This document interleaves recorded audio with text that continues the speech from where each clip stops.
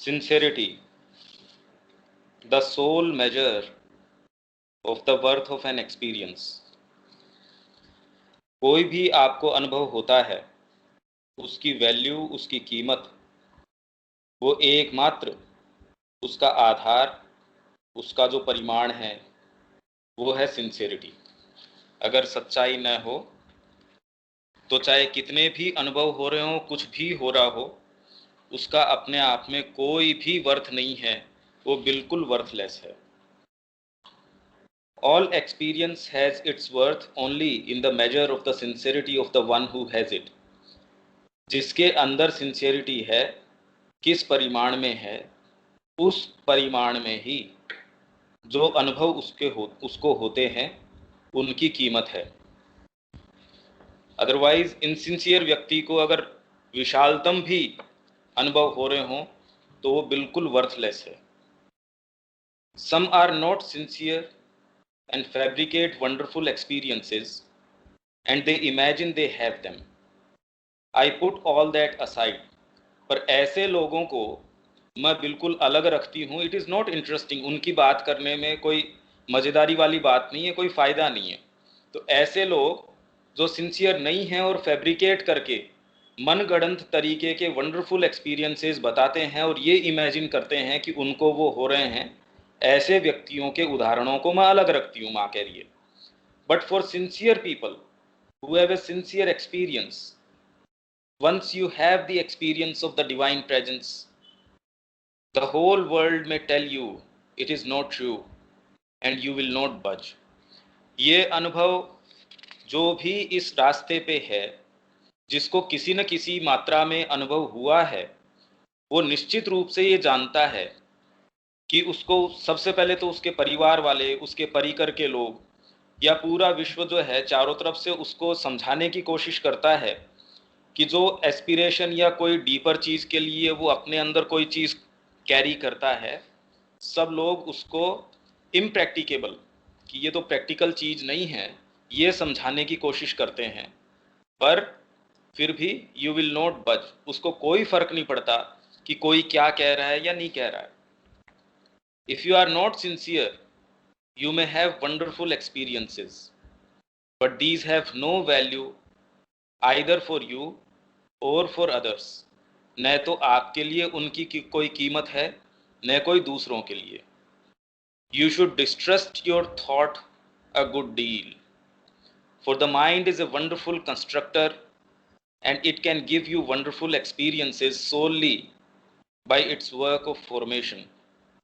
But these experiences have no value. ऐसे experiences की कोई भी वैल्यू नहीं है। तो आपको अपने थॉट को, जो ऐसी मन गढ़ंत चीज़ें बनाने की जिसकी आदत होती है, उसको गुड डील उसके ऊपर डिस्ट्रस्ट होना, अविश्वास उसके ऊपर करना, ये ज़रूरी है। क्योंकि माइंड जो है एक ज़बरदस्त तरीके का कंस्ट्रक्टर है, निर्माण करता है, and it can give you wonderful experiences solely by its work of formation, but these experiences have no value. It is hence preferable not to know beforehand what is going to happen.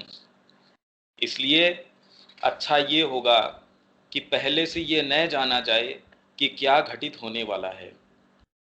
For even with a great will to be sincere, the mind fabricates so much and so well that it can present to you a wonderful picture or even play for you a splendid comedy without your being aware of it, by its sheer power of formation, and it is very difficult to find out.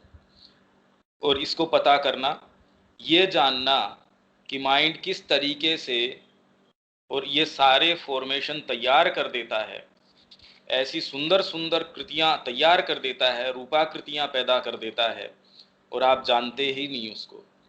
Hence, one essential condition for having true experiences, leave this machine in quietness. इस machine को, जो ये छोटी सी machine चलती रहती है आपके mind की, the less it moves the better it is. जितना ही ये कम मूव करे उतना ही अच्छा है। and beware of everything it imagines for you. और जो कुछ भी ये इमेजिन करती है, फैब्रिकेट करती है, उसके बारे में बिवेयर, माँ चेतावनी दे रही है इसके अंदर। तो सोल वर्थ किसी भी चीज़ की है, एकमात्र किसी भी चीज़ की कीमत इसके ऊपर है कि आप कितने सिंसियर हैं।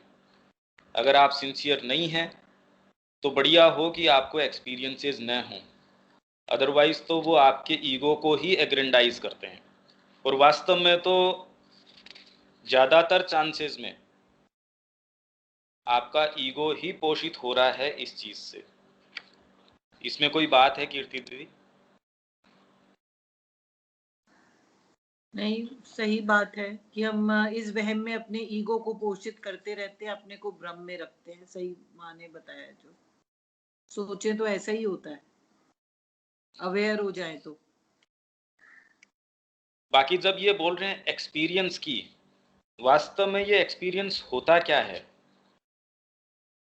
मतलब किसको कहें हम एक्सपीरियंस? एक बात और पूछनी थी उससे पहले कि इसका मापदंड क्या है कि हम सिंसियर हैं। मतलब अगर हम कहें कि प्रैक्टिकल हमें स्टेप्स चाहिए शुरू में, जब तक हमारी इंट्यूटिव पावर या कह लीजिए आंतरिक आवाज इतनी तेज नहीं, इतनी भारी भरकम नहीं है, तो कैसे हम करें कि हाँ मैं सिंसियर हूँ? फर्स्ट ऑफ ऑल तो आप ये एक्सपीरियंस मॉन्गरिंग नहीं करते, आपके अंदर ये चाहत नहीं होती कि मेरे को ये पर्टिकुलर एक्सपीरियंस हो या न हो, उससे आपके कोई फर्क नहीं पड़ता। और दूसरे, सिंसियरिटी इस चीज में है कि यू कैनॉट डू अदरवाइज। मैं माँ को प्यार करता हूँ, उसके क्या परिणाम होंगे या क्या होगा उस कारण नहीं करता, क्योंकि मैं और कोई दूसरी चीज कर नहीं सकता। तो आप ये कह सकते हैं कि सिंसियरिटी इस चीज में है कि यू कैनॉट डू अदरवाइज। आपको अगर कह दिया जाए कि इस पथ पे आपको एक्सपीरियंस होंगे या नहीं होंगे, या जो भी होगा नहीं होगा, आप कह देंगे इससे क्या फर्क पड़ता है, मैं माँ से प्रेम करती हूँ, and this very fact that I love the mother, वो इनफ है मेरे लिए। अगर उससे एक्सपीरियंस होता है या नहीं होता अभी आपको कोई फर्क नहीं पड़ता। जब ये भाव हो तो फिर आपको कोई दिक्कत नहीं है, आपके सारे तरीके के एक्सपीरियंस हों तो भी आप कोई फैब्रिकेट नहीं करने वाले उसको। इसको एक समझने की जरूरत है वास्तव में तो कि ये एक्सपीरियंस होते क्या है, क्योंकि एक्सपीरियंस तो हीट एंड कोल्ड या जितने भी आपके ह्यूमन साइकोलॉजी बनी है तो एक्सपीरियंस तो सारे को हो ही रहे हैं, पर वास्तव में एक्सपीरियंसेस कहें किसको? इसमें वो पढ़िए ट्रू एम ऑफ लाइफ नीचे, पार्ट 2।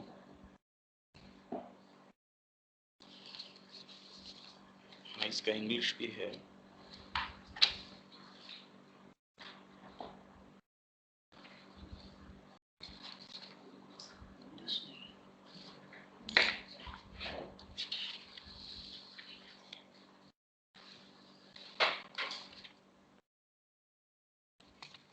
अब ये देखो कि हम जो एक्सपीरियंस कह रहे हैं, वास्तव में लोगों के ये वहम होता है कि पता नहीं एक्सपीरियंस से होता क्या है।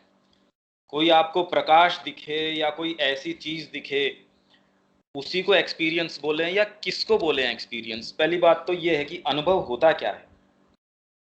तो ये श्री अरविंद का है, ये कह रहे हैं अनुभव एक ऐसा शब्द है जो योग में घटित होने वाली लगभग सभी बातों को समाविष्ट करता है। जब आप योग के ऊपर चल रहे हैं, जब आप ये एस्पिरेशन लेके चल रहे हैं कि मेरे को माँ के निहित जीवन यापन करना है, केवल जब कोई अनुभव स्थिर हो जाता है तब वह अनुभव न रहकर सिद्धि का एक अंग बन जाता है। उदाहरणार्थ, जब शांति आती जाती रहती है तो यह एक अनुभव है। जब वह स्थिर हो जाती है और फिर नहीं जाती, तब वह एक सिद्धि है। साक्षात्कार भिन्न वस्तु है। तो अनुभव की हम बात करते हैं, सिद्धि उसको प्राप्त हो गई और साक्षात्कार हो गया, ये अलग अलग शब्द हैं। जब तुम किसी चीज की अभीप्सा कर रहे हो और वह तुम्हारे सम्मुख प्रत्यक्ष हो जाए, उदाहरण के लिए तुम्हारे अंदर एक विचार है कि भगवान सब में विद्यमान हैं, परंतु यह मात्र एक विचार, एक विश्वास ही है। पर जब तुम सबके भीतर भगवान का अनुभव या दर्शन करने लगो, तब वह साक्षात्कार बन जाता है। आप इस मार्ग पे जब चलते हैं, आप एक सर्टेन राशि लेके चलते हैं किन्हीं भी चीज़ों की। जब धीरे धीरे आप आगे चलते हैं तो आपके लिए वो सारी चीज़ें जीवंत होने लगती हैं। जो आपके बहुत थोड़े अनुभव भी रहे होंगे, वो अब धीरे धीरे आपके लिए फैक्ट्स बनते जाते हैं, आपके लिए वाइब्रेंट बनते जाते हैं। ऐसा कोई नियम नहीं कि कोई भावना अनुभव नहीं हो सकती। कोई आपको भाव उठा, वो एक्सपीरियंस नहीं हो, ऐसा कोई नियम नहीं है। ये श्री अरविंद कह रहे हैं। अनुभव सभी प्रकार के होते हैं और वे चेतना के हर प्रकार का रूप धारण कर लेते हैं। जब चेतना किसी भी आध्यात्मिक, चैत्य या यहाँ तक कि गुह्य चीज के अनुभव से गुजरती है, उसे देखती या आभास करती है, तो ये योग के तकनीकी अर्थ में अनुभव होता है। आपने कोई भी चीज अनुभव करी साइकिक के स्तर पे, जैसे आप बैठे हैं, आपको माँ के लिए एक बहुत सुंदर भाव उठा, वो भी अनुभव है। आपको कोई एक फीलिंग आई, वो अनुभव है। क्योंकि निसंदेह बहुत से अनुभव होते हैं जो इस प्रकार के नहीं होते। स्वयं भावनाएं भी अनेक प्रकार की होती हैं। भावना शब्द प्रायः किसी संवेग के लिए प्रयुक्त होता है, और चैत्य अथवा आध्यात्मिक श्रेणी के संवेग भावावेग हो सकते हैं, जिन्हें यौगिक अनुभवों में गिना जाता है, जैसे कि शुद्ध भक्ति की तरंग अथवा भगवान के प्रति प्रेम उमड़ना। अंग्रेजी शब्द फीलिंग का अर्थ किसी अनुभूत वस्तु का स्पर्श भी होता है, भले ही यह स्पर्श प्राण में अथवा चैत्य या चेतना के अपने सार तत्व में ही हो। मैंने प्रायः देखा है कि मानसिक स्पर्श भी, जैसे माइंड से आप कोई लिटरेचर पढ़ रहे हैं, आपने कोई चीज फील करी, वो भी एक अपने आप में अनुभव है। जब वह बहुत स्पष्ट हो, फीलिंग कहलाता है। यदि तुम इन्हें या इन जैसी अन्य फीलिंग्स को फीलिंग कहकर रद्द कर दो और उन्हें अनुभव न कहो, तब तो अनुभवों के लिए बहुत थोड़ा स्थान रह जाएगा। क्योंकि जनरली जिसको योग के अंदर जो अनुभव कहते हैं, सर्टेन ये हमारी जो चीजें हैं कि ये फीलिंग मेरे माँ के लिए आई या ये अच्छा भाव आया, उनके लिए एक प्रेरणा आई, हम इन सारी चीज को रद्द कर देते हैं। ये कह के ठीक है, ये फीलिंग है, और वो धीरे धीरे ये देखिए हमारे जीवन को ये सारी चीजें मोल्ड करती हैं। उसी समाज में, उसी वातावरण में रह के भी ये छोटी छोटी चीजें कैसे आपके जीवन को मोल्ड करती हैं, आप देख सकते हैं। और एक सामान्य व्यक्ति उन्हीं सारी चीजों में रह के वो वैसे ही जीवन को यापन करता रहता है। भाव प्रधान अनुभूति, फीलिंग और अंतर्दर्शन आध्यात्मिक अनुभव के मुख्य प्रकार हैं। व्यक्ति ब्रह्म को सर्वत्र देखता और अनुभव करता है। वह एक शक्ति को अपने में प्रवेश करते या अपने से बाहर निकलते देखता है। वह अपने अंदर अथवा चारों ओर भगवान की उपस्थिति को देखता अथवा महसूस करता है। वह ज्योति के एवं शांति अथवा आनंद के अवरोहण को भी देखता तथा महसूस करता है। कई बार आप महसूस करते हैं कि कोई पीस आपके अंदर डिसेंड कर रही है, आप अलग अलग भाव महसूस करते हैं। यदि तुम इन सब को फीलिंग मात्र कहकर त्याग दो, तो तुम जिनको हम अनुभव कहते हैं उनके अधिकतम भाग को रद्द कर दोगे। तो ये सारी चीजें अगर आप डिस्कार्ड कर दें, ये कह के भी ठीक है ये तो फीलिंग है और अनइम्पोर्टेंट है, तो जो एक्सपीरियंस है उसका मेजॉरिटी ऑफ पार्ट जो है आप फीलिंग कह के उसको डिस्कार्ड कर देंगे और उसका लाभ है उससे वंचित रह जाएंगे। अब हम चेतना के तत्व या चेतना की अवस्था में भी एक परिवर्तन महसूस करते हैं। तुरंत आप, जैसे सपोज ये क्लास हमने अटेंड करी, माँ के ऊपर हमने कंसंट्रेट किया, हम पौंडीचेरी में समाधि के पास गए, इवन माँ की एक चित्र है उसके सामने हम बैठे, श्री अरविंद की कोई कृति है, उनकी कोई लेख है, उसको हमने पढ़ा, कोई सुंदर विचार है उसके हम संपर्क में आए। इन सारों से जितने जितने भाव उठते हैं हम उनको फीलिंग कह के कहते थे, हाँ अच्छी फीलिंग जरूर है, पर श्री अरविंद कह रहे हैं ये सारे के सारे अनुभव हैं और ये शेप करते हैं हमारे जीवन को। हमारी चेतना जो कुछ भी महसूस करती है हम जो कुछ भी परिवर्तन महसूस करते हैं कि वहां गए और हमने ये महसूस किया। जब हम बारीकी से इन चीजों पे ध्यान देना शुरू करते हैं तो इनका जो असर है, अभी तो अचेतन तरीके से जितना वो बेचारा कर पाता है उतना कर रहा है, फिर डायनामिकली काम करना शुरू कर देता है, क्योंकि आप उसके प्रति कॉन्शियस हो जाते हैं। आप छोटी छोटी जो चीजें हैं उनके प्रति सचेतन हो जाते हैं। हम शुद्ध विस्तार के एक सूक्ष्म क्षेत्र में अपने आप को फैलता हुआ पाते हैं। हम कई बार फील करते हैं कि माँ की बाहों में पूरा हम खुला छोड़ रहे हैं अपने आप को, उसमें एक विस्तार अनुभव होता है। श्री अरविंद को पढ़ के एक वास्ट एक्सपांस महसूस होता है। उनकी आंखों में हम देख के, जैसे माँ की जो आंखें हैं उनको देख के एक पूरा एक्सपांस महसूस होता है। हम कहते हैं एक फीलिंग है मेरी, हो सकती है ये। आप इन सब चीजों को डिस्कार्ड कर देते हैं फीलिंग कह के, पर ये छोटे छोटे छोटे छोटे सब अनुभव हैं, और शरीर को उस विस्तार में छोटी सी वस्तु महसूस करते हैं। हम अपनी रित चेतना को, अपनी जो साइकिक जो हार्ट कॉन्शियसनेस है, उसको संकीर्ण होने के बदले विस्तृत, कठोर होने के बदले कोमल, धूमिल होने के बदले ज्योतिर्मय होते महसूस करते हैं। कितनी बार हम ये सारी चीजें महसूस करते हैं, लाइट महसूस करते हैं। पहले जो रेस्ट्रिक्शंस थे, कई बार जब श्री अरविंद की या कोई भी कृति पढ़ के हम विस्तार महसूस करते हैं, फ्रीडम महसूस करते हैं, लिबरेशन महसूस करते हैं। हमारे जो बॉन्ड्स हैं उससे, उसमें लगता है कि ये कुछ देर के लिए टूट गए बिल्कुल। ऐसे ही मस्तिष्क चेतना, प्राण और शरीर चेतना को भी, इन सब में हम ये फीलिंग हमको ये होती है। इसी प्रकार की सहस्रों चीजें हम महसूस करते हैं, भला हम उनको अनुभव क्यों न कहें। निसंदेह यह एक अंतर्दर्शन, मतलब रेवलेशन, एक आंतरिक भाव, सूक्ष्म अनुभूति रूप होते हैं, जो कि शीत पवन, पत्थर अथवा अन्य किसी वस्तु की फीलिंग के समान भौतिक नहीं है।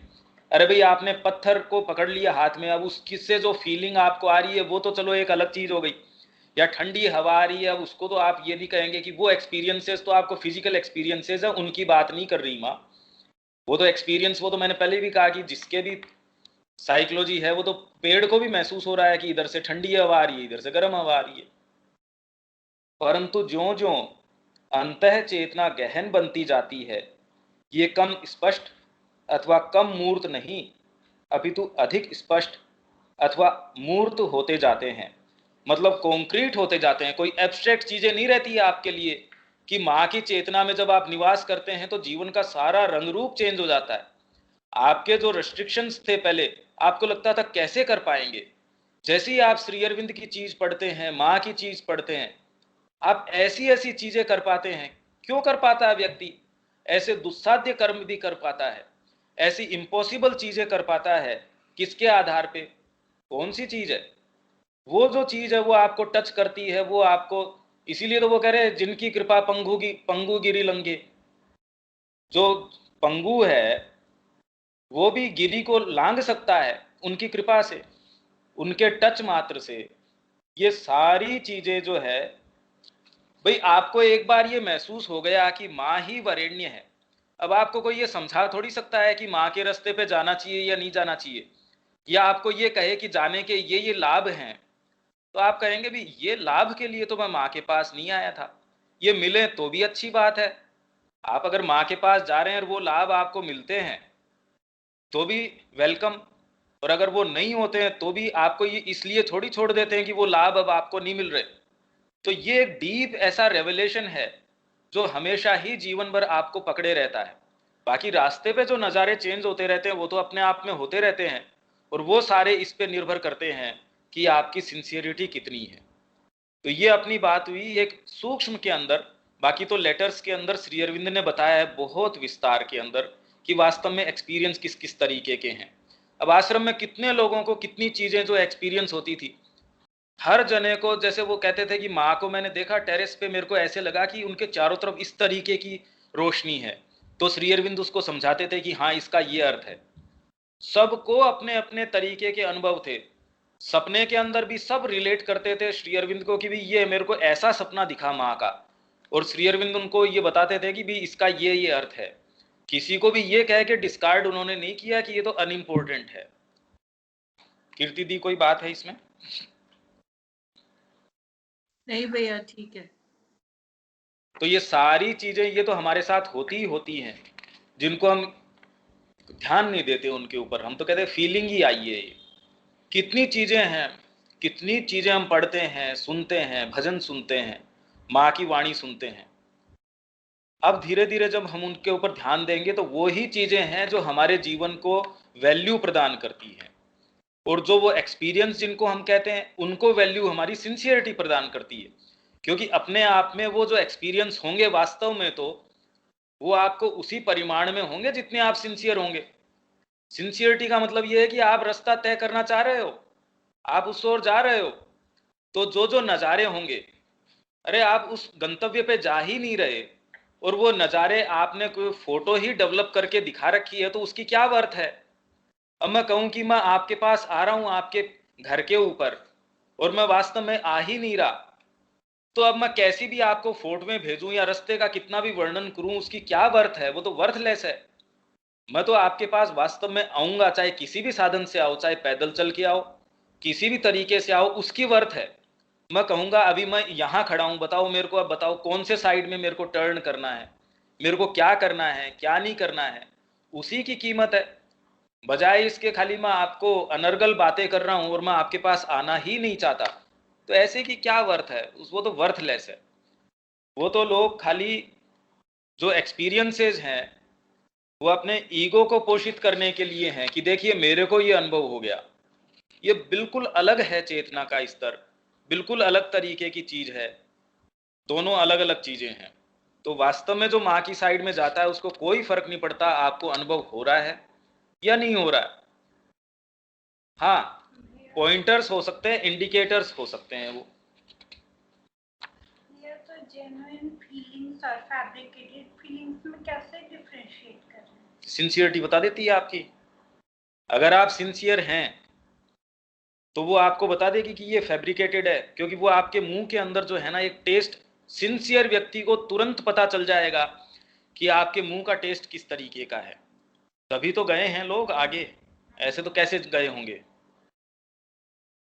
भैया जैसे कोई कोई चीज़ हमने महसूस की, एक्सपीरियंस मान लो, बट उस चीज़ को जब हम अपने तक रखते हैं तब तक तो ठीक है, और जब हम उसको एक्सप्रेस कर देते हैं किसी के सामने, किसी को बोल देते हैं, तब देखते हैं कि ये जो जो फैब्रिकेशन वाली जो बात माँ कह रही है कि हम वो बहुत सारा उसमें ऐड कर देते हैं। जैसे एक क्लास में भी आपने बताया था कि कहीं कहीं ना वो बीच बीच में गैप्स फिल करने अब के वो लिए तो माइंड की नेचर है। हाँ, वो तो ये कहा था कि ये माइंड का नेचर है जो गैप्स को फिल करता है। हाँ, तो वो तो तब वो चीज पकड़ में आ वो तो जाती है। डिसिप्लिनिंग की बात हो गई, वो तो पूरा रास्ता है, वो तो पूरा का पूरा मार्ग है कि आप धीरे धीरे एक एक पार्ट के अंदर देखते हैं कि इनमें सब में इतनी इतनी चीजें भरी हुई हैं कि माइंड की ऐसी वर्किंग है। आप बारीकी से तो तब देखते हैं, वो तो बारीकी की बात हो गई, ये तो फंडामेंटल बात चल रही है। तो अगर एक्सपीरियंस मान लो अगर किसी को बताते हैं तो कई बार जैसे कोई लोग बताते कहते हैं तो कोई बात तो जच जाती है, कोई वो उसकी चीज 99% उसके अंदर वो खाली अपने ईगो को ही पोषित कर रहे हैं, अदरवाइज तो आपको क्यों बताना चाहिए किसी को। इसीलिए माँ और श्री अरविंद इसको मना करते हैं। योग में एक ट्रेडिशनल चीज है कि आपके एक्सपीरियंसेस जो हैं वो किसी को रिलेट मत करो सिवाय अपने गुरु के, अगर वो हैं तो। बाकी अगर आप कर रहे हैं, देखिए दोनों का मोटिव है। तो भैया आप उससे अपने ईगो को पोषित करने के लिए बोल रहे हैं या आप टैली कर रहे हैं कि जी देखिए, आप एक तो एकेडमिक्स के कारण ये कह रहे हैं कि मैंने ये लेख लिखा है, इसमें कोई अशुद्धि है तो बताइए, तो आप उसमें भाषा सीख रहे हैं। एक ये है कि आप अपने को पोषित करने के लिए कह रहे हैं देखिए मैंने इतना सुंदर लेख लिखा है। इन दोनों बातों में तो अंतर है। पर बहुत लोग हैं जो वैसे बोलते हैं कि हमने नहीं, बहुत की तो ये तो हमने पहले ही कह दिया इसमें किया है। हाँ, उनकी कोई वर्थ नहीं है। अरे इसमें तो सारे ही आ गए भाई, इसमें तो सिंसियर आदमी है कहाँ? लाखों करोड़ों में एक मुश्किल से मिलता है, और उसके लिए आंखें नहीं होती, क्योंकि सिंसियर व्यक्ति कोई आडंबर में विश्वास नहीं करता। इसलिए हमारे जब तक आंख नहीं होगी, हम तो उसके पास भी बैठे होंगे, हम तो गुजर जाएंगे उससे। आंखें कहाँ होगी हमारे पास सिंसियर व्यक्ति के लिए? वो तो जिसके पास सिंसियरिटी होगी वो पहचान पाएगा कि ये सिंसियर व्यक्ति है और ये इस तरीके से आगे अपने रास्ते पे जाना चाह रहा है। बाकी तो फैब्रिकेशन ही फैब्रिकेशन है, टोटली फैब्रिकेशन है इसके अंदर, तो आप बच ही नहीं सकते। मतलब ये लगभग इम्पॉसिबल है कि आप इससे बच सकते हो, ये तो बचा जा ही नहीं सकता। ये तो उनकी बात है जो वास्तव में सिंसियर हैं उनकी। इसीलिए माँ ने शुरू में ही कह दिया कि I put all that aside, उनको तो अलग रख दो, उनकी तो मैं बात ही नहीं कर रही, वो तो इंटरेस्टिंग है ही नहीं, वो तो भरी पड़ी है दुनिया उससे, उसकी तो क्या बात करें, कॉमन लॉट तो वही है। हम तो उनकी बात कर रहे हैं जो सिंसियर हैं, तो भी फैब्रिकेशन है। सिंसियरिटी तो एक फंडामेंटल चीज है, पर उससे पूरी प्रक्रिया थोड़ी हो गई, वो तो एक बेडरॉक है, एक मूलभूत चीज है, पर आप पूरी रास्ता तो तय करोगे आप। ये आप सिंसियरली खाना पकाना चाह रहे हैं, पर प्रक्रिया थोड़ी पूरी हो गई उससे। भाई एक तो बात ये हो गई कि मैं खाना पकाना नहीं चाह रहा, बड़ी बड़ी बातें कर रहा हूँ कि आपको मैं मेन्यू बहुत पूछ रहा हूँ, सारी सुंदर सुंदर पकवानों के नाम बता रहा हूँ, उनकी अच्छी अच्छी मैं डिजाइनें हैं, फोटो है, उनकी रेसिपीज है, उनकी सबकी बातें कर रहा हूँ, पका कुछ नहीं रहा। पर आप वास्तव में पकाना चाह भी रहे हैं तो चाहने से एकमात्र से थोड़ी सारा काम हो गया, वो तो फंडामेंटल चीज है ही है। ठीक है, इसमें आगे चलें कीर्ति दीदी। हाँ जी, आगे चलते हैं। हाँ, the difference between aspiration and desire and the psychic being and the soul. ये एक बहुत पहले इसी क्लास में उन्होंने नंदकिशोर जी ने भी पूछा था कि भी कैसे अपने को पता चले कि एस्पिरेशन क्या है और डिजायर क्या है। हालांकि सिंसियर व्यक्ति को अपने मुंह के टेस्ट से वो एग्जैक्टली उस टाइम मैंने ये देखा भी नहीं था, बाद में जब मैंने पढ़ा एग्जैक्टली वही चीज माँ कह रही थी। What is the difference between aspiration and demand. ये मूवमेंट सी पोल्स अपार्ट, बिल्कुल अलग अलग दिशा में हैं ये तो। When you have experienced both you can easily make the distinction. जब आपने दोनों को अनुभव किया हो, एस्पिरेशन को और डिमांड को, डिमांड तो सारे दिन भरी ही रहती है, खैर उसको तो एक्सपीरियंस किया हो की बात नहीं, ये दूसरे वाले को है कि जब वो सतत अगर रह पाती हो, you can easily make the distinction. In aspiration there is what I might call an unselfish flame which is not present in desire. जब आपके डिजायर होती है, आप देखते हैं कि उसमें एक तरीके का कालापन है, एक चिपचिपापन है, वो खाली अपने ऊपर केंद्रित होता है, मेरा इसमें क्या, मेरे को इससे क्या मिलने वाला है, मेरे को इससे तकलीफ मिलने वाली है। और जो एस्पिरेशन है उसमें इस तरीके की मैं के ऊपर कोई चीज वापस नहीं आती, वो बिल्कुल क्लीन है। आप हमेशा ये देखते हैं कि आपकी जो टॉप मोस्ट कॉन्शियसनेस है, जो आपकी प्रेजेंट कैपेबिलिटी है, उसके आधार पे जो टॉप मोस्ट है आपकी, वैसा जब काम आप करते हैं उस समय आपको मुश्किल तो लगता होगा, पर हमेशा ही अच्छा टेस्ट छोड़ के जाता है आपके मुंह में। और उससे निचले लेवल का आप जब काम करते हैं जो आपके लिए उस समय बेस्ट संभव है, और उससे निचले लेवल का जो आपको संभव लगता है कि इन परिस्थितियों में ये मैं तुरंत ऐसे कह के बच निकलती हूँ या निकलता हूँ, वो हमेशा ही आपको, अगर आप इतने सचेतन हैं तो आपको तकलीफ देता है। वो आप उस समय तो बच निकले उस चीज से, पर वो समाव वो अच्छा टेस्ट नहीं छोड़ के जाता, वो बहुत खारा टेस्ट छोड़ के जाता है। तो जो एस्पिरेशन है, your aspiration is not a turning back upon self, खुद के ऊपर टर्न वापस नहीं करती, मुड़ मुड़ के खुद के ऊपर नहीं आती। नहीं तो जो एक्सपीरियंस भी होता है, अब कहे कि ये सही हो रहा है या नहीं हो रहा, इससे आप पता कर लीजिए कि जब आप इसमें लीस्ट इंटरेस्टेड हैं कि एक्सपीरियंस हो रहा है या नहीं हो रहा, जब प्रगाढ़ आपको भक्ति हो रही है, उसका मूवमेंट आपके अंदर आया, आते ही इनवेरिएबली अभी तो आपके अंदर साथ में ये मूवमेंट आएगा, आपको अच्छा लगेगा, सुखद लगेगा, आप उसमें कहीं ना कहीं रस लेना शुरू कर देंगे कि माँ के प्रति मेरे को ये भाव आया।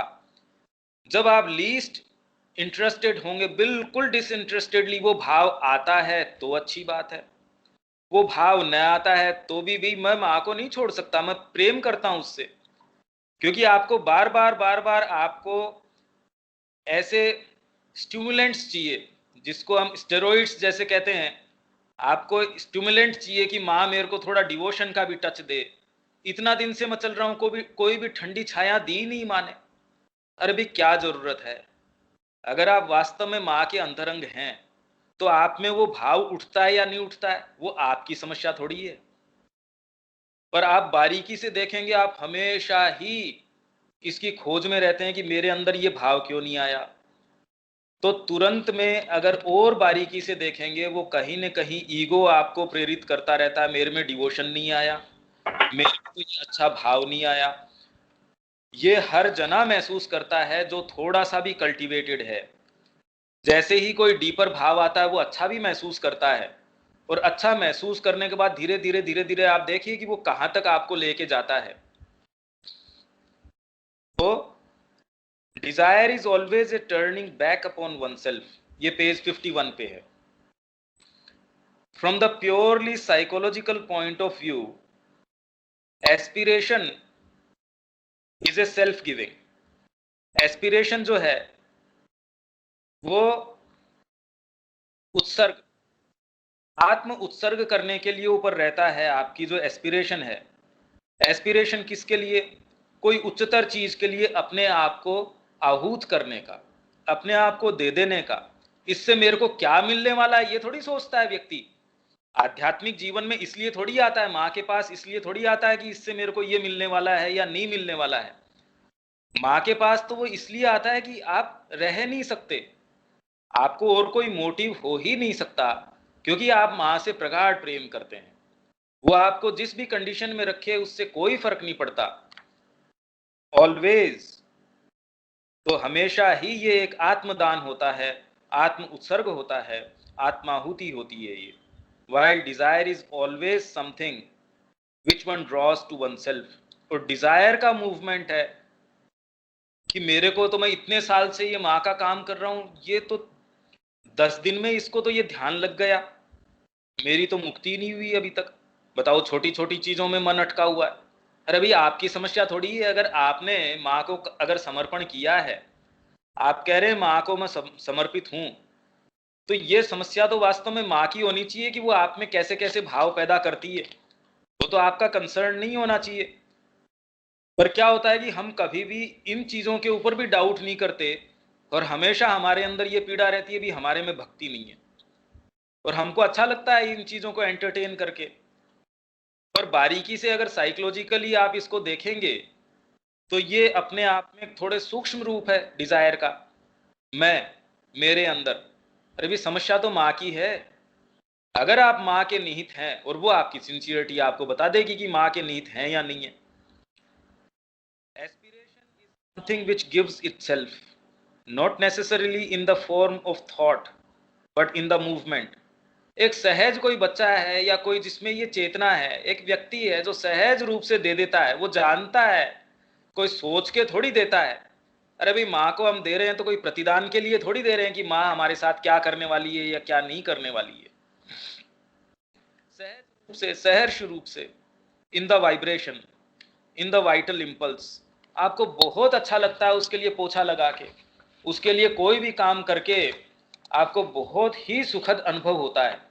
विचारों में सारी चीज हो कोई जरूरी नहीं है। यही तो कंप्लीट एक्ट के अंदर पिछली से पिछली बार शायद हम बात कर रहे थे कि जब आप एक कंप्लीट एक्ट करते हैं तो बाहरी एक्ट भी उसमें इंपॉर्टेंट है, उसके साथ साथ आप आंतरिक उसके साथ क्या फीलिंग है वो सारी चीजें भी इंपॉर्टेंट है। True aspiration does not come from the head even when it is formulated bye A thought. हो सकता है वो थॉट का फॉर्म ले, और लेता ही है, वो अलग अलग फॉर्म लेता है, क्योंकि इन लैम्प शेड्स में तो उनको आना जरूरी है, क्योंकि अपने आप में एक इतनी इस तरीके की चीज है, आप जब तक उसको फॉर्मुलेट नहीं करें अपनी एस्पिरेशन को आपके लिए, तब तक वो विविड और वाइब्रेंट नहीं होती। It springs up like a flame from the heart. I do not know if you have read the article Sri Aurobindo has written on the Vedas. He explains somewhere that these hymns were not written with the mind, ये जो hymns हैं आपके mind के द्वारा नहीं लिखे गए थे. They were not, as one thinks, prayers, but the expression of an aspiration which was an impulse, like a flame coming from the heart, though it is not the heart, but the psychological center of the being, to use the exact words. कि जिस तरीके से जो आपकी वेद की ऋचाएं लिखी गई थी वो expression of an aspiration which was an impulse, वो अपने आप को एक्सप्रेशन देने के लिए एक इम्पल्स थी. इम्पल्स जिसको हम जो कॉमन भाषा में जो इम्पल्स कहते हैं वो इम्पल्स नहीं, वो एक प्रेरणा थी, एक उत्प्रेरणा थी. जैसे एक संगीतकार के अंदर से कोई भाव आता है, कोई चीज आती है तो वो उसको एक्सप्रेस करना चाहता है. किसी भी व्यक्ति के जब कोई डीपर चीज आती है वो तुरंत एक्सप्रेशन की मांग करती है, क्योंकि ये जगत है ही इसी तरीके का, ये एक्सप्रेशन की मांग करता है. और वो ही सार्थकता एक्सप्रेशन की, आपकी जो डीपेस्ट चीज है आपकी वाणी के द्वारा, आपकी किसी भी चीज के द्वारा, उसकी सार्थकता इसी चीज के अंदर है कि आप उसको एक्सप्रेस करें. तो जब उनके अंदर से ये चीजें आई तो these hymns were not written with the mind, mind से नहीं थी. They were not as one thinks prayers, but the expression of an aspiration which was an impulse like a flame coming from the heart, though it is not the heart, जिसको हम common भाषा में heart कहते हैं वो नहीं, but the psychological centre of the being, to use the exact words. They were not thought out, विचारों से ये चीज नहीं आई. Words were not set to experiences. Actual में ये पूरी प्रक्रिया श्री अरविंद जो आपका वेद रहस्य है उसके अंदर एक्सप्रेस कर रहे हैं कि किस तरीके से ये सारी चीजें आई. The experience came wholly formulated with the precise, exact, inevitable words.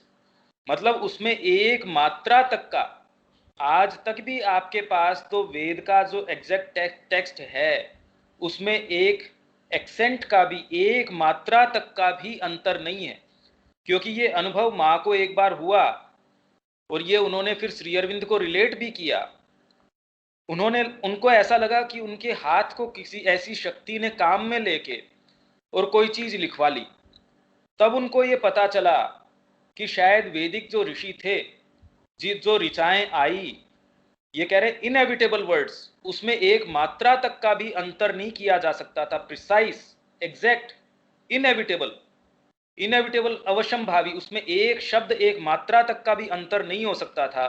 They could not be changed, क्योंकि वो तो मंत्र है, उसको चेंज नहीं किया जा सकता. वो उनके थ्रू, माइंड के थ्रू नहीं आई. तो वो जो एक एस्पिरेशन थी परमात्मा के साथ मिलन की, वो एक यात्रा करने की, माँ के पास, परमात्मा के पास जाने की, उनके साथ यूनिफिकेशन की, ऐक्य जो उनके साथ, जो हमारा फॉर्मूला है असतो मा सद्गमय, ये जो आपकी एस्पिरेशन है वो फॉर्मुलेट जब करती है अपने आप को सच्चे रूप में, आप खुद महसूस कीजिए कि वो कितनी पवित्र होती है. उसमें कोई डिजायर नहीं है उस तरीके की. This is the very nature of aspiration. ये एस्पिरेशन का नेचर है. You do not seek to formulate it, it springs up from you like a ready flame. वो अंदर से एक रेडी फ्लेम के तरीके से आती है. हालांकि अब आपके इंस्ट्रूमेंटेलिटी की इंपॉर्टेंस इस चीज के अंदर है कि वो भी इस चीज के लिए तैयार हो.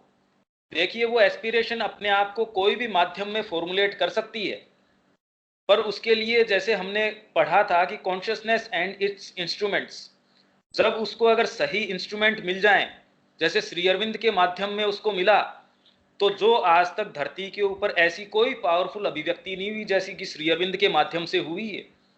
आज तक ऐसी कोई अभिव्यक्ति नहीं हुई. And if there are words, sometimes there aren't any. कभी तो वर्ड्स होते ही नहीं ऐसी चीज को एक्सप्रेस करने के लिए. They cannot be changed. You cannot replace one word by another. एक शब्द इधर उधर, जैसे सावित्री का है, मंत्र है, वो इनएविटेबल फॉर्म है, वो उसका एक शब्द आप इधर उधर नहीं कर सकते. तो कहां से आई वो? अब जिसको हम सामान्यतः एस्पिरेशन कहते हैं वो वैसी नहीं है। तभी तो माँ कह रही है आपके साइकोलॉजिकल सेंटर्स से वो उठ रही है। पर धीरे धीरे हम जब मोर एंड मोर इसके संपर्क में आएंगे तो वो और परिष्कृत होती जाएगी। Every word is just the right one. एक एक शब्द आप इधर से उधर नहीं कर सकते। इवन आप सावित्री के लेटर्स जो है जिनका जवाब श्री अरविंद दे रहे हैं, कितने लोग उनसे पूछते हैं कि ये वाला शब्द को कैसे काम में लिया। अब जैसे वो उन्होंने पूछा टीज द इनकॉन्शियंस, ये कोई टीज करने की चीज थोड़ी है। उनको जब किसी ने पूछा श्री अरविंद को कि आप कैसी बात करते हैं, इनकॉन्शियंस तो एक एब्स्ट्रैक्ट सी चीज है, तो श्री अरविंद कहते हैं आपके लिए एब्स्ट्रैक्ट है, मेरे लिए तो पर्सोनिफाइड चीज है ये। तो इसलिए एक एक शब्द जो है इनएविटेबल है उस एस्पिरेशन की एक्सप्रेशन के अंदर। जैसे कोई मूर्तिकार है, उसके जो कोई भाव आया, भाव तो हम एक शब्द बोल रहे हैं देखिए, क्योंकि हम कोई तो शब्द काम में लेंगे, पर जो उसका जो एक्सप्रेशन है फर्स्ट ऑफ ऑल तो कितनी डेप्थ से आ रहा है और वो आपके एक्सप्रेशन को कितना इनएविटेबल बना देता है। When the aspiration is formulated, this is done categorically, absolutely, without any possibility of change. तो जो भी चीजें इस तरीके से आई हैं, जैसे गीता है, आपके जितने भी ये वेदांत के या जितने भी सूत्र आए हैं, जितने भी मंत्र आपके आए हैं, इनएविटेबल है। एक छोटे से सूत्र के अंदर सारी चीज है, आप कोई सोच के थोड़ी कर सकते हैं। इसीलिए एक मंत्र है या गीता की के ऊपर जो टीकाएं लिखी जा रही है, उसकी आप इसी से बात समझिए कि अभी तक भी लिखी जा रही टीकाएं हैं, क्योंकि इतनी उसमें पोटेंसी है कि अगर हमेशा भी चलती रहे तो भी उसका सार कभी भी पूरा बाहर नहीं आ सकता। ये मंत्र की पावर है। इसीलिए सावित्री के ऊपर कितना भी आप उसका अवगाहन करें, कितना भी उसके अंदर जाएं, उसका कोई पार थोड़ी है, कोई अंत थोड़ी है उसका। वो तो अनंत चीज है, क्योंकि मंत्र है वो। जितनी आप उसकी कलियां खोलते जाते हैं, क्योंकि वो सीधे परमात्मा से आई है, तो आप सीधे उसको पकड़ के वापस वहां तक वापस जा सकते हैं। वो एक एक कली खोलते खोलते खोलते खोलते आपको वहां तक लेकर चली जाएगी वो। And it is always something that springs up and gives itself, whereas the very nature of desire is to pull things to oneself. और डिजायर का नेचर ये है और एस्पिरेशन बिल्कुल अलग तरीके की है। वो अपने आप को दे देना चाहती है, उसके सामने ये इश्यूज ही नहीं आते, मेरे को तो ये चीज नहीं मिली, मेरे को ये खाना नहीं मिला, मेरे को ये पद नहीं मिला। इनफैक्ट ये तो बहुत ग्रोस है, उसके अलावा मैं यहाँ 20 साल से हूं तो भी मेरे को तो कोई अनुभव ही नहीं हुआ। अरे भाई, आप कोई एक्सपीरियंस मॉन्गरिंग करने के लिए आए थे क्या माँ के पास? किस लिए आए थे आप? माँ के लिए के पास आए क्यों थे? आप कोई अनुभव के लिए आए थे? The essential difference between love in aspiration and love in desire is that love in aspiration gives itself entirely and asks nothing in return. It does not claim anything. आप जब माँ से प्रेम करते हैं तो क्लेम थोड़ी करते हैं। आप तो ये चाहते हैं कि मैं कितना ज्यादा से ज्यादा अपने आप को दे पाऊं। Whereas love in desire gives itself as little as possible, asks as much as possible. It pulls things to itself and always makes demands. आप पत्र पढ़िए, जब माँ के समय भी लोग उनको अपनी फिजिकल मदर भी मान बैठते थे, ऐसी ऐसी उनसे डिमांड कर बैठते थे, तो श्री अरविंद ने उनको कहा कि भी आपको हार्ट के अंदर उनकी प्रेजेंस को महसूस करना चाहिए और तभी उसका सच्चा लाभ है। आप उसको अगर फिजिकल मदर तक उतार लाएंगे तो आपको पूरा उसका लाभ भी नहीं हो पाएगा और ये संभव भी नहीं है ये वाली चीज। Aspiration always gives Joy, doesn't it? Rather a feeling of plenitude. मतलब आपको परिपूर्णता का भाव आ जाता है इसके अंदर। Joy is a misleading word. Joy जो है एक मिसलीडिंग वर्ड है। प्लेनिट्यूड, पूरी परिपूर्णता, भर उठते हैं ऐसी चीज से। मतलब उसको कोई आप नाम नहीं दे सकते, कोई चीज आप उसको एक्सप्रेस नहीं कर सकते शब्दों में कि परिपूर्णता किस चीज की। आप कहते हैं मैं परिपूर्ण हूं। मैं अगर आश्रम में हूं और वहां चुगना बिनना भी कर रहा हूं मां के लिए, तो भी आप परिपूर्ण हैं। और आप पूरे देश का जो है नेतृत्व कर रहे हैं, तो भी कोई जरूरी नहीं कि आप में वो परिपूर्णता हो, क्योंकि बाहरी चीजों से परिपूर्णता थोड़ी है, आंतरिक चीज से है। उसके एक्सप्रेशन के रूप में जब आप वो बाहरी चीज को जोड़ते हैं तब पूर्ण जो है अभिव्यक्ति हो सकती है। A feeling of plenitude, of force, of an inner flame which fills you. Aspiration can give you joy, but a very special joy which has no excitement in it. उसमें कोई एक्साइटमेंट नहीं है क्योंकि उसमें परिपूर्णता है। अरे भाई एक्साइटमेंट तो आपको ये है कि देखो मेरे को कितनी एक ऐसी इंटरेस्टिंग चीज हुई, मैं बताऊं किसी को, मेरे को कोई ऐसी चीज हुई कि बड़ी इंटरेस्टिंग चीज देखी या हुई या अनुभव करी तो मैं किसी को बताऊं। इसका मतलब आप अभी, आपका एक टैग है, वो प्राइस टैग है कि आप इतने के अंदर स्टिमुलेट हो गए। और जब आप वास्तव में धीर गंभीर हैं तो कितना भी गंभीर से गंभीर अनुभव भी होगा आपको, आप उससे कोई एक्साइटेड नहीं होंगे। अरे भाई यात्रा के अंदर बहुत सुंदर चीज भी दिख जाए तो ये थोड़ी आप उतर के भाग खड़े होते हो। हाँ सुंदर है, अच्छा है, नज़ारे आ रहे हैं, उसमें अच्छे नज़ारे आ रहे हैं, खराब आ रहे हैं, जैसे भी आ रहे हैं, पर आप यात्रा तो पूरी करते हो। Are the soul and the psychic being one and the same thing? That depends on the definition you give to the words. In most religions, and perhaps in most philosophies also, it is the vital being which is called soul. वास्तव में जितने भी, ये तो देखिए कि जो terminology है श्री अरविंद की, इसीलिए हम अगर और साहित्य पढ़ रहे हैं तो वास्तव में हमको उनकी टर्मिनोलॉजी समझने की जरूरत है, क्योंकि सामान्यतः वो प्राणिक सत्ता जो उनकी है उसी को सोल कह देते हैं। For it is said that the soul leaves the body, while it is the vital being which leaves the body. One speaks of saving the soul, wicked souls, redeeming the soul, but all that applies to the vital being. पर ये सारी बातें तो vital being के ऊपर लागू होती है कि उसकी आत्मा चली गई। अरे भाई आत्मा तो आती जाती ही नहीं है, चली कहाँ गई? For the psychic being has no need to be saved. It does not share the faults of the external person. Psychic being जो है, जो आपके एक्सटर्नल पर्सनैलिटी है, जो आपका एक्सटर्नल पर्सन है, जो आपका मन प्राण शरीर है और आपकी जो साइकोलॉजिकल स्ट्रक्चर है पूरा का पूरा, उसकी जो त्रुटियां हैं, गलतियां हैं, दोष हैं, वो आपका साइकिक बीइंग शेयर नहीं करता उनको। It is free from all reaction.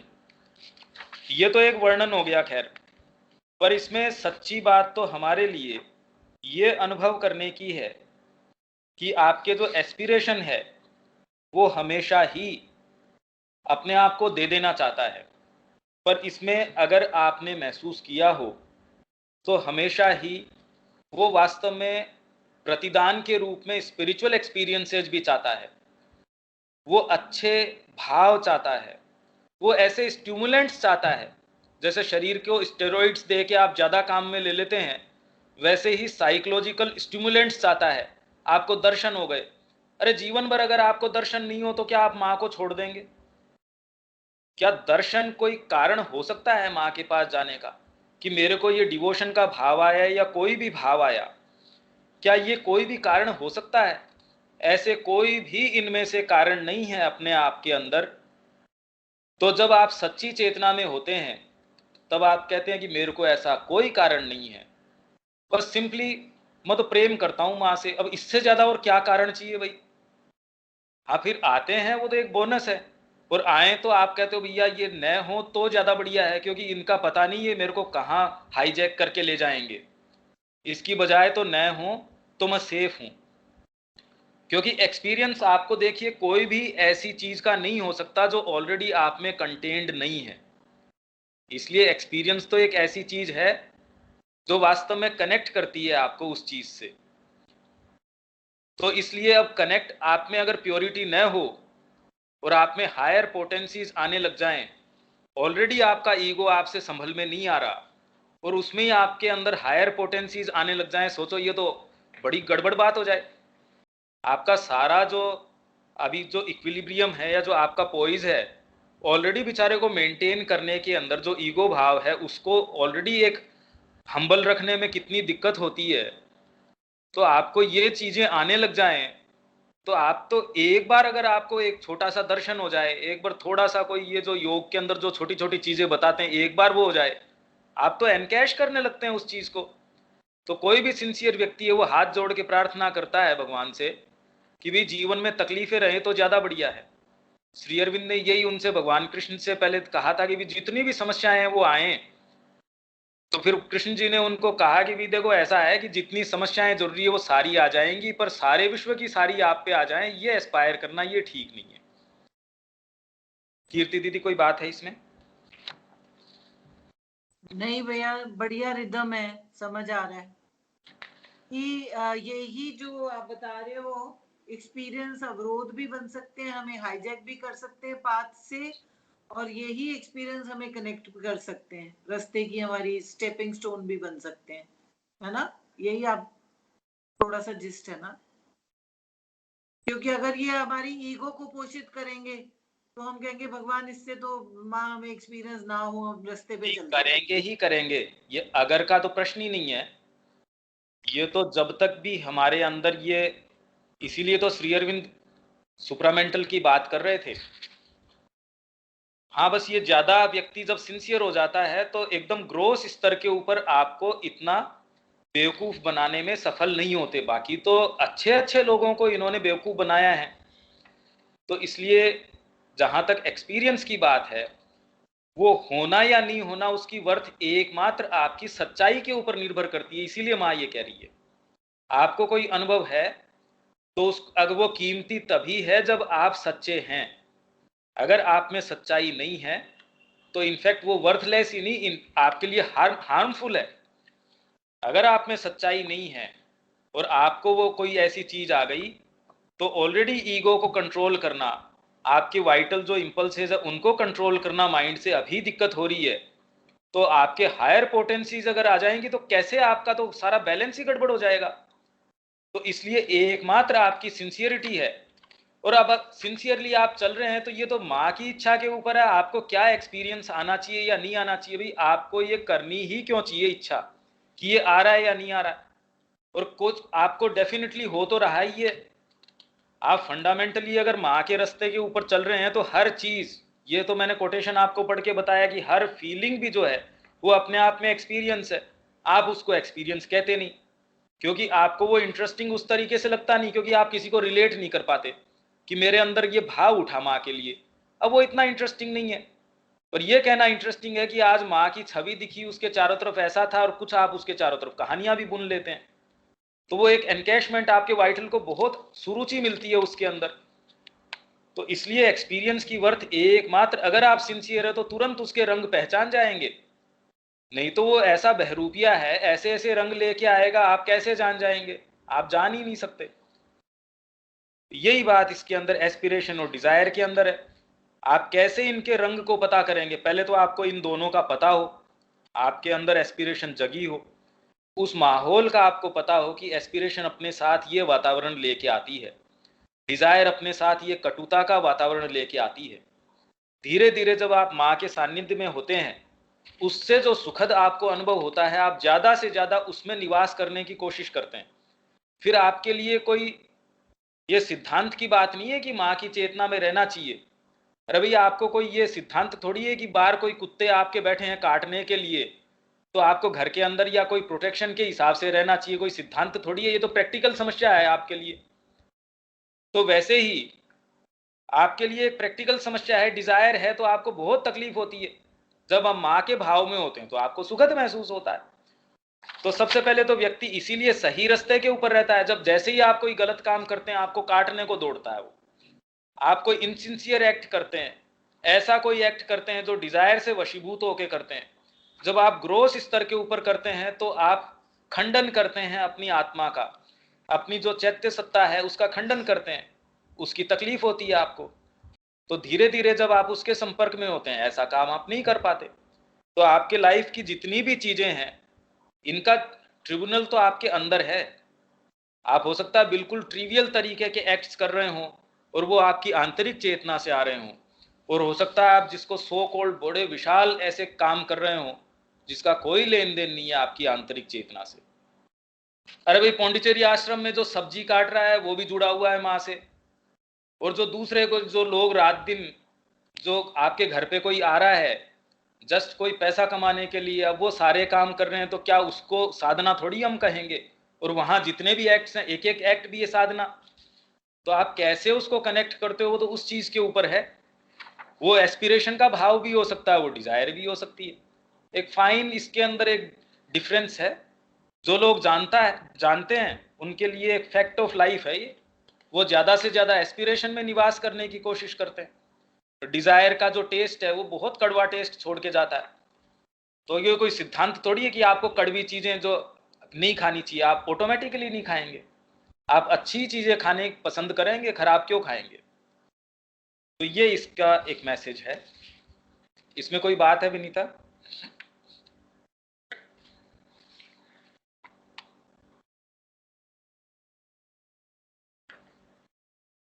नहीं भैया। तो ये डिजायर से एस्पिरेशन पे अराइव हो सकते हैं क्या? डिजायर पे ही हैं अभी तो। हाँ, मतलब क्या इससे मतलब एस्पिरेशन पे इस जैसे थोड़ा कॉन्शियस होंगे? हाँ, वो यज्ञ तो, है, गीता उसी की बात कर रही है कि आप कि सबसे पहले करें कैसे। अरे भाई, हमसे जिस चीज की मांग करी जा रही है वो एकाएक तो हम नहीं कर सकते। हाँ भाई। तो हम करें किस तरीके से? तो सबसे पहले तो एज ए सेक्रीफाइस भगवान ने कहा कि सेक्रीफाइस के रूप में। इसीलिए आपका जो तंत्र है, तंत्र सारा का सारा किस चीज के अंदर है? डिजायर तो तुरंत में खत्म नहीं हुई, पर आप अपने जितने भी भाव हैं वो भगवान के प्रति उसको उत्सर्ग कर देते हैं। आप परमात्मा के अंदर हर भाव खोज लेते हैं, इवन वैर भाव भी है, वो भी परमिटेड है तंत्र के अंदर।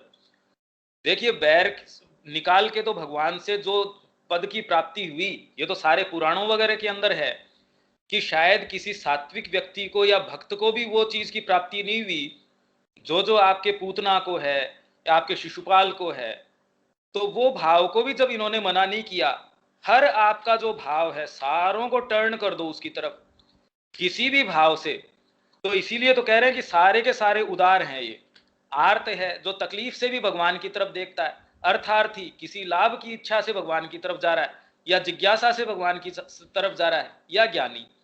चार तरीके के भक्त हैं, आर्त, अर्थार्थी, जिज्ञासु और ज्ञानी। कोई सा भी है, पर ज्ञानी तो बहुत रेयरली है जो भगवान के तत्व को जानता है और फिर उनकी साइड मुड़ता है। वो तो है कौन भी? माँ के पास जो आश्रम में भी पौंडीचेरी में आए, वो कोई तत्व के ज्ञान के कारण थोड़ी आए। वो तो माँ को देखा और इतना प्रेम उसके प्रति था कि शायद इससे तो ज्यादा दुनिया में मेरे को कोई प्रेम करता ही नहीं है।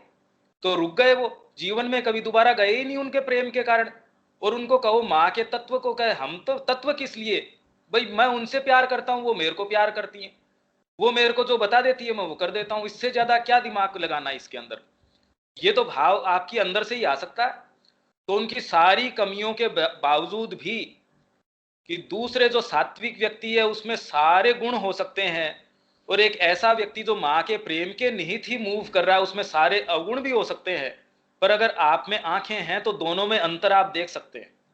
आप तुरंत दोनों में अंतर देख सकते हैं कि वो तो प्रेम के कारण चालित है, और धीरे धीरे उसके अवगुण भी हैं, वो सारे बदल जाते हैं, और वो समय पे माँ के साइड में खड़ा मिलता है।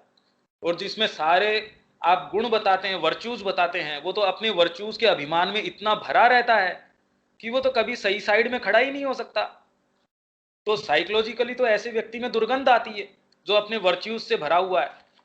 दूसरा जो व्यक्ति, उसको बेचारे को अपने अवगुण का भान तो हो सकता है कि भाई पता नहीं कैसा है, तो वो उसमें ह्यूमिलिटी रहती है।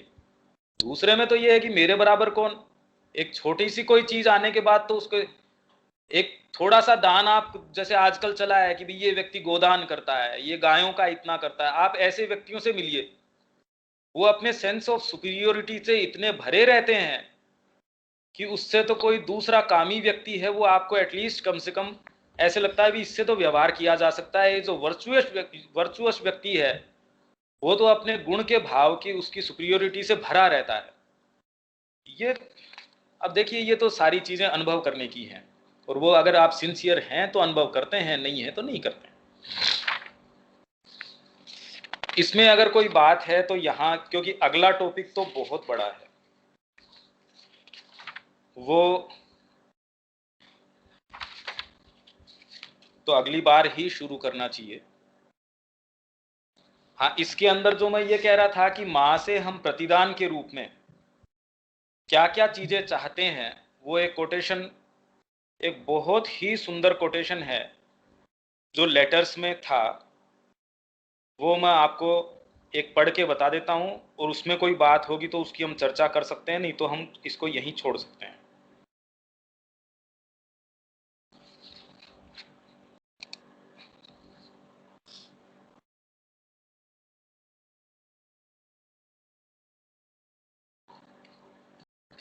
ये श्री अरविंद के जो लेटर्स हैं माँ के ऊपर, ये 32वां वॉल्यूम है कंप्लीट वर्क्स का, और उसका पेज नंबर है 374 से 75।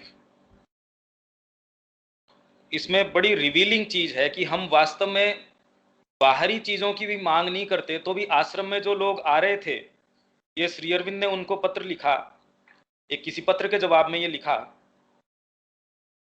ये है the spiritual and psychological foundation of the ashram, the mother in sole charge of the ashram. किसी ने डिमांड करी होगी, या जो भी डिमांड्स वहां, क्योंकि पत्र अगर आप पढ़ेंगे श्री अरविंद के, तो माँ के लिए भी जिस तरीके की डिमांड्स आती थी लोगों की, श्री अरविंद के पास आती थी, बड़ी इन चीजों से हमको अपने बीइंग को समझने के अंदर सहायता मिलती है कि कैसी कैसी डिमांड्स भरी रहती है हमारे अंदर। What your vital being seems to have kept all along is the bargain or the mess attitude in these matters। Shri Arvind उसको जवाब में लिख रहे हैं, जो भी उसने लिखा होगा, कि तेरे अंदर ये जो बार्गेन का एटीट्यूड है, या एक मैस है जिसमें कि आपको खाना दिया जा रहा है, ऐसी मैस है। One gives some kind of commodity which he calls devotion और सरेंडर।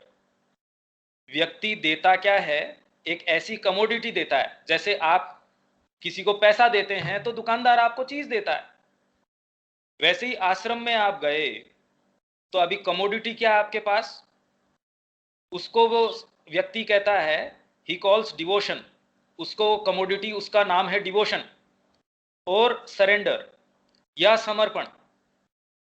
एंड इन रिटर्न, और वापस वो क्या चाहता है बदले में, in return the mother is under obligation to supply satisfaction for all demands and desires, spiritual, mental, vital and physical। तो अब आपको वो जब देता है आपकी भक्ति और सरेंडर, तो मैंने अब माँ को भक्ति दी है और मैंने माँ को समर्पण किया है, तो मेरे पास ये करेंसी थी। अब माँ को मेरे को रिटर्न में क्या देना चाहिए, कोई भी जो मेरी डिमांड्स और डिजायर्स हैं, चाहे वो स्पिरिचुअल हो सकती हैं, ग्रोस नहीं, मतलब आप शब्द देखिए और इसकी गंभीरता, कितनी जबरदस्त गंभीर चीज है। हमारी जो पर्सनैलिटी है किस तरीके के धोखों से भरी हुई है कि मेरे को अनुभव नहीं हुए। स्पिरिचुअल आपको प्रतिदान क्या होगा कि इतने साल से मैं यहाँ हूं तो भी मेरे को अनुभव नहीं हो रहे, मेरे को साइकिक का अनुभव नहीं हुआ, मेरे को ये चीज जिसको आप श्री अरविंद ये कह रहे हैं कि सटल फिजिकल है, ये है सुप्रामेंटल है, ओवर माइंड, मेरे को तो कभी कोई अनुभव ही नहीं हुआ। एक व्यक्ति को तो आपने समाधि जचाने के काम में रख रखा है, मेरे को बताओ कहाँ वहां गेट कीपरी के काम पे रख रखा है, मेरे को सड़क साफ करवा रहे हैं। वो कल का आया हुआ आदमी है, उसको तो पैलेशियल इतना सुंदर भव्य मकान दिया है, मेरे को बताओ एक कोठड़ी दे रखी है एक छोटी सी, जिसमें कोई सुविधा नहीं है, लेटरिन बाथरूम पूरे नहीं है, टूटी फूटी दीवारें हैं। ऐसे ऐसे पत्र हैं अगर आप पढ़ें तो वो उसकी डिमांड और डिजायर क्या है, सेटिस्फाई करने के लिए spiritual, mental, vital and physical. तो फिजिकल कौन सी हुई जी, मेरे को तो भोजन अच्छा नहीं मिल रहा, आपने उसके साथ तो ऐसा कर दिया। डाइनिंग हॉल में एक जना तो बिना पूछे 40 जनों को साथ लेके जा सकता है, मैं 3 दिन पहले एप्लीकेशन दो अगर एक जने को भी साथ लेके जाना है तो। वाइटल डिमांड्स मेरी ये है कि माँ की तरफ मैंने देखा, माँ ने मुस्कुराया नहीं मेरे तरफ आज प्रणाम के समय, तो उसका उत्तर श्री अरविंद क्या देते हैं कि माँ ने मेरे को आके कहा कि आज उसकी तरफ तो मेरी बेस्ट जो स्माइल है वो मैंने दी थी, अब मेरे को नहीं पता था कि माँ की जो बेस्ट स्माइल है वो इतनी कोल्ड भी हो सकती है। जब तेरा पत्र मिला तो मेरे को बड़ा आश्चर्य हुआ कि माँ ने मेरे को आके ये कहा कि आज उसको मैंने पर्टिकुलर एक्स को मेरी जो बेस्ट स्माइल है, इतना प्यार से मैंने उसकी तरफ देखा, टेंडरली, लव से, केयर से, इतना मैंने उसकी तरफ स्माइल किया, और तुरंत ही तेरा पत्र आता है कि आज तो माँ कोल्ड थी। तो क्यों रहना चाहिए हमको आश्रम में? हमको तो छोड़ के चले जाना चाहिए कि माँ के पास फुर्सत ही नहीं है हमारी तरफ मुस्कुराने की, और फिर बोलते हो हमको प्रणाम करो। अब देखिए आप, ये वाइटल की डिमांड हो गई, क्योंकि साइकिक तो नहीं कहता ऐसा। मेंटल, मानसिक, ऐसी ऐसी डिमांड्स है जी, हमको तो कुछ समझ ही नहीं आ रहा। पहले तो शायद फिर भी हमको ये चीजें समझ में आती थी स्पिरिचुअल, अब तो हमको लगता है कि हम मूर्ख हो गए। तो श्री अरविंद एक जने को उसका जवाब देते हैं कि उसकी कोई संभावना नहीं है कि तू मूर्ख हो जाए। मतलब मूर्ख होने की तेरी कोई संभावना नहीं, तू ऑलरेडी जो है उससे ज्यादा और क्या हो सकता है। ऐसे ऐसे पत्र हैं कि इससे ज्यादा मूर्ख और तू क्या होगा, इसलिए इसकी चिंता मत कर कि तू मूर्ख हो गया, तू ऑलरेडी वही है। और स्पिरिचुअल कि मेरी तो साइकी को ओपनिंग नहीं हुई, मैं 25 साल से यहाँ ये सारी चीजें कर रहा हूँ, 30 साल हो गए माँ मेरे को आपके पास, मेरे को कोई अंतरदर्शन नहीं हुआ। लोगों को तो साइकिक अनुभूति होती है, सारी ये चीजें होती है। तो आप ये प्रतिदान के रूप में माँ से ये चीजें भी चाहते हैं। And if she falls short in her task, और माँ अगर आपको ये वापस नहीं दे पाती है, she has broken her contract, तो वो अपना कॉन्ट्रैक्ट है जो ठेका लिया है माँ ने। जैसे किसी को कॉन्ट्रैक्ट आपने कोई चीज का दिया तो माँ उसको ब्रेक कर देती है ऐसा करके, अगर वो आपकी सेटिस्फाई नहीं करती demands, spiritual, mental, vital, physical या साइकोलॉजिकल या कोई भी, अगर आपने उसको कमोडिटी दी जिसका नाम आप कहते हैं अपने मैंने पूरा जीवन माँ को दे दिया, अरे भाई तेरे जीवन की वर्थ क्या है? वैसे तो मतलब सारे कीड़े मकोड़े मर रहे हैं, वैसे तू भी मर जाता। तेरे जीवन की वर्थ तो इससे है कि माँ उसमें प्रवेश कर रही है।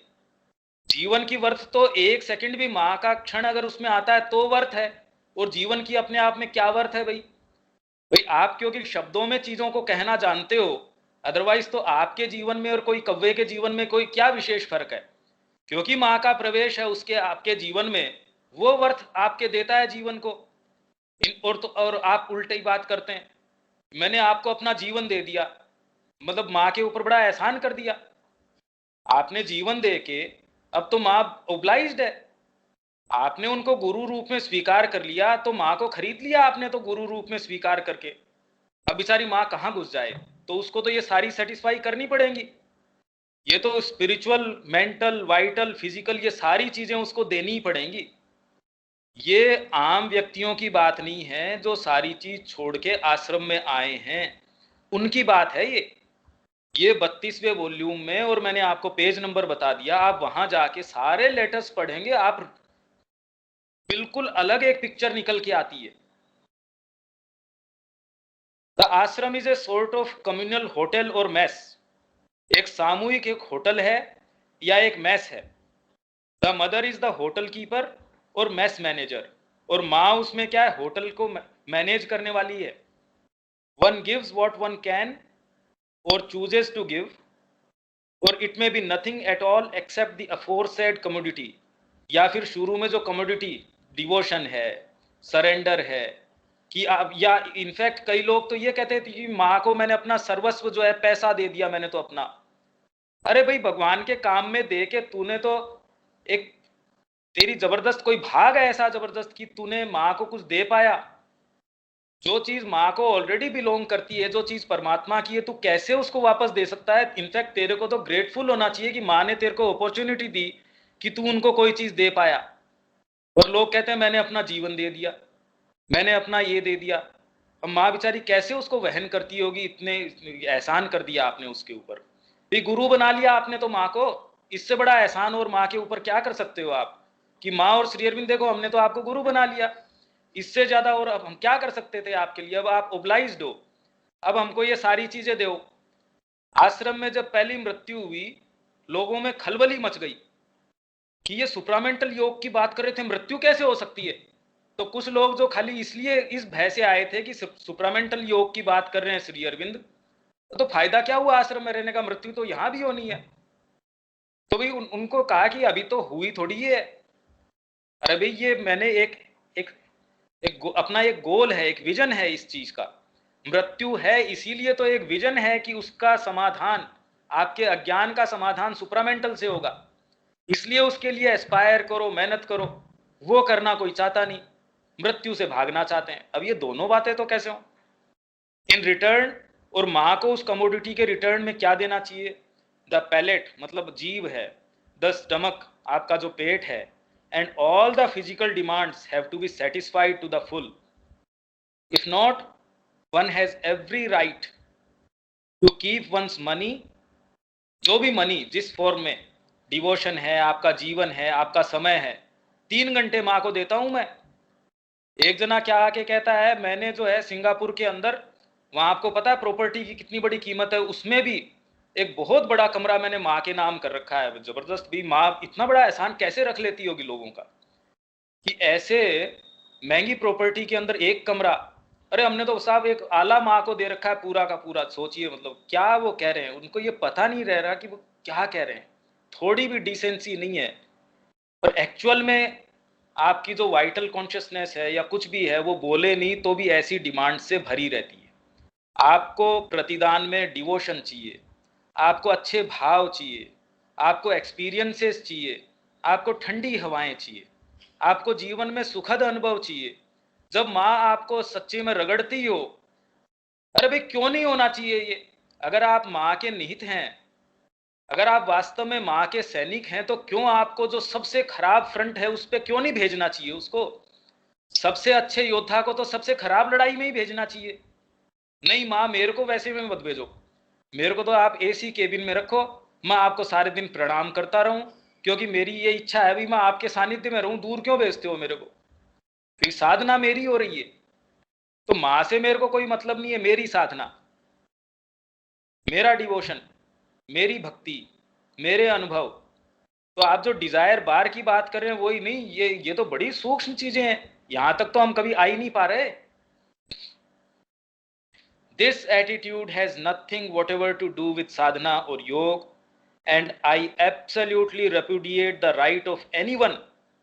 किसी का भी ऐसा अधिकार बिल्कुल नहीं है, और इस बात को मैं एब्सोल्युटली रेपुडिएट करता हूं। श्री अरविंद कह रहे हैं to impose it as a basis for my work और for the life of the ashram. पर क्योंकि हम इस चीज की अभीपसा रख रहे हैं, ये चीज जरूरी थी कि हम डिजायर जिसको कहते हैं कोई भोजन की या यही डिजायर्स नहीं है जी। मैंने 4 घंटे माँ को दे रखे हैं, मैंने अपना जीवन माँ को दे रखा है, मैंने अपना ये माँ को दे रखा है, या जो भी आपने माँ को दे रखा है, बारीकी से देखिए प्रतिदान कितना भारी रूप से आप चाहते हैं। मैंने माँ को गुरु रूप में वर्ण कर रखा है। अरे भाई बहुत अच्छी बात है, मैंने माँ को जीवन दिया तो उसकी वर्थ आपके जीवन की इस चीज से है। आपके जीवन की कीमत तो माँ प्रदान करती है, इसके लिए इनफ ग्रेटिट्यूड तो हो ही नहीं सकता। अगर माँ श्री अरविंद के विचार को, द वेरी फैक्ट की माँ थी या माँ है हमारे साथ, एक बार अगर वो भाव आ जाए आपके अंदर, कितना अंदर तक भर जाता है आपको। नहीं तो जीवन में है क्या, मेरे को ये बताइए। तो वास्तव में तो सच्चा भाव जो आपके जो साइकिक का होगा, वो ग्रेटिट्यूड तो आपको लगेगा जितना रखा जाए उतना कम है, वो कभी इनफ हो ही नहीं सकता। कि एक माँ की लाइन है, एक उसका भाव है, एक श्री अरविंद की लाइन है, अगर वो न हो पूरी पृथ्वी रीपेमेंट नहीं हो सकती जो श्री अरविंद ने क्रिएट कर दिया उसका। पूरी मनुष्य जाति है उसके लिए जो भावी जो चीजें सारी करके चले गए हैं।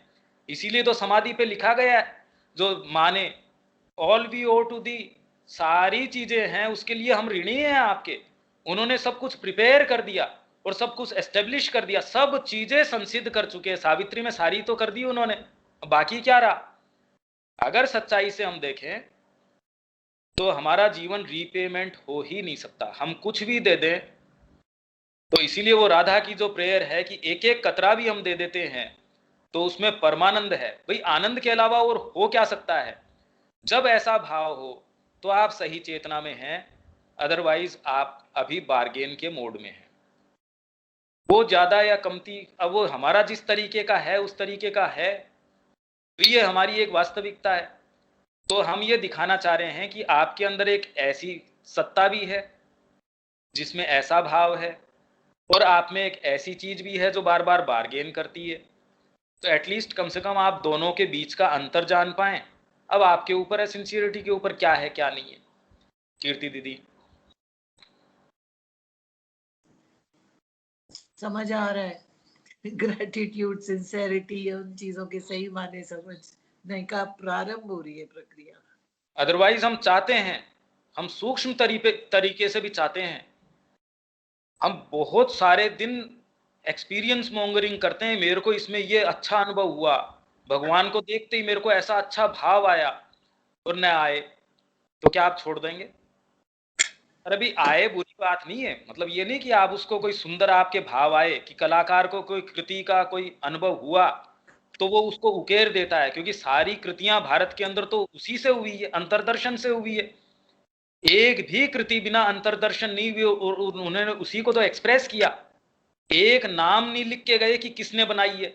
और यहाँ हम कितनी एक छोटी एक लिमिटेड एग्जिस्टेंस में आ गए कि एक छोटी सी कोई चित्र नहीं चीज नहीं बनाते, उस पर नाम लिख देते। और उन्होंने ऐसे ऐसे विशाल कृतियां करके चले गए। और इसके साथ मैं तो ये कहता हूं कि जो कृतियां आज उपलब्ध हैं वो हैं जो काल के कुठाराघात से बच चुकी हैं, वही तो आपको उपलब्ध हैं। अरे भाई बाकी तो जितनी भी, जैसे व्यक्ति चला गया तो उसकी साइकोलॉजिकल चीजें वो तो साथ में चली गई।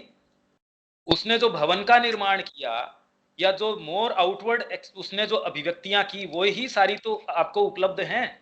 जैसे आप मंदिर देखते हैं कि इतना विशाल मंदिर कैसे बनाया होगा, आज एक छोटी सी मूर्ति नहीं बनती। तो जो आउटवर्ड एक्सप्रेशंस हैं ज्यादातर, या जो हमको साहित्य उपलब्ध है, उन्हीं को देख के हम अवाक रह जाते हैं कि कौन सी ऐसी चेतना थी।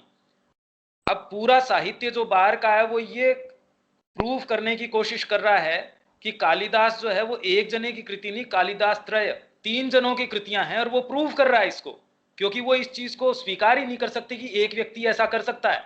और जबकि कालिदास तो बहुत कोई पुरानी चीज भी नहीं है।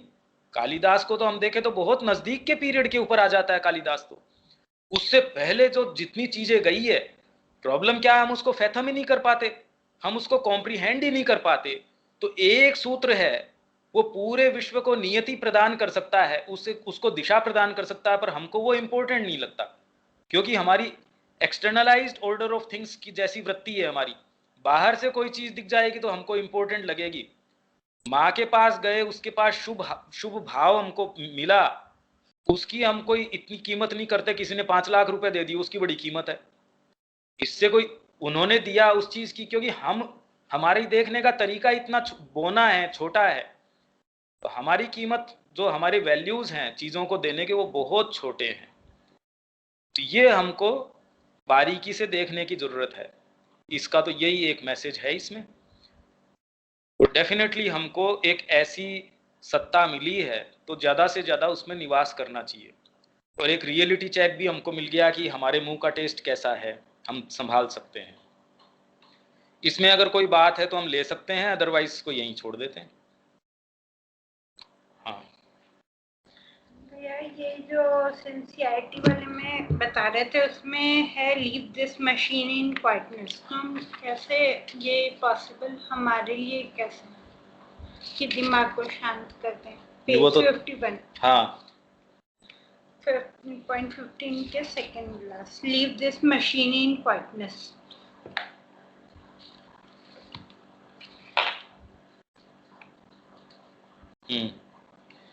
One essential condition for having true experiences. Leave this machine in quietness. देखिए, जब आप धीरे धीरे इवन माँ का ये मैसेज भी पढ़ रहे हैं तो आप ग्रहण कितना कर पाते हैं? कौन सी चीज है जो आपकी ग्रहण कर पा रही है?